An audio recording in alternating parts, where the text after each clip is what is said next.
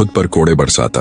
अब उसकी जिंदगी का एक ही मकसद रह गया था कि कैसे भी करके वो राजकुमारी तारा को ढूंढे और उसके पैरों में गिरकर नाक रगड़कर उससे माफी मांगे। यदि वो अपने जीते जी इस जन्म में ऐसा कर पाया तो उसकी आत्मा को बहुत सुकून मिलेगा और कम से कम वो मर तो चैन से पाएगा, वरना मृत्यु के बाद भी वो इस घिनौनी सोच और अपराध की अग्नि में जलता रहेगा। इन्हीं विचारों की अग्नि में जलते राजा मदनपाल के दिन गुजर रहे थे। उधर राजा धर्मपाल अपने पुत्र राजकुमार अभिमन्यु के लिए फिर से कोई योग्य वधू ढूंढने में लग गया, क्योंकि राजकुमारी तारा की मृत्यु के संदेश को अब साल भर से ऊपर हो चुका था। ऐसे में राजा धर्मपाल फिर से अपने पुत्र अभिमन्यु का विवाह करवाना चाहता था।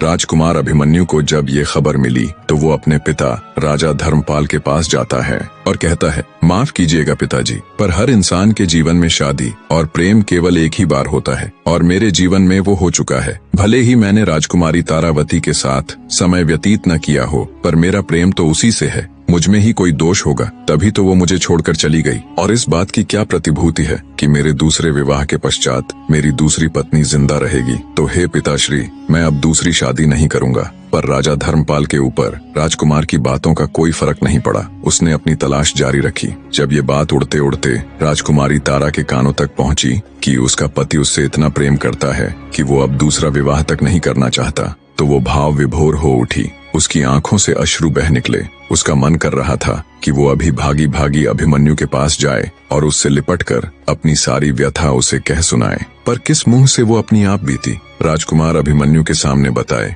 किस मुंह से उसे ये कहे कि उसका पिता कितना नीच और घिनौना व्यक्ति है? ये विचार उसके मन में आते ही राजकुमारी के कदम आगे बढ़ ही नहीं पाते। वो बेचारी चुपचाप एक कोने में बैठकर बहते नेत्रों के साथ अपने भाग्य को कोसने लग जाती है। दिन बीतते गए। आखिरकार राजा धर्मपाल को राजकुमार के विवाह हेतु एक कन्या पसंद आ ही जाती है। राजकुमार अभिमन्यु को जब पता चला तो उसने बहुत मना किया, पर राजा धर्मपाल ने उसकी एक भी न सुनी और उसका विवाह पक्का कर दिया। जब ये खबर राजकुमारी तारा तक पहुंची तो उसके चेहरे पर बेबसी और क्रोध के मिश्रित भाव थे।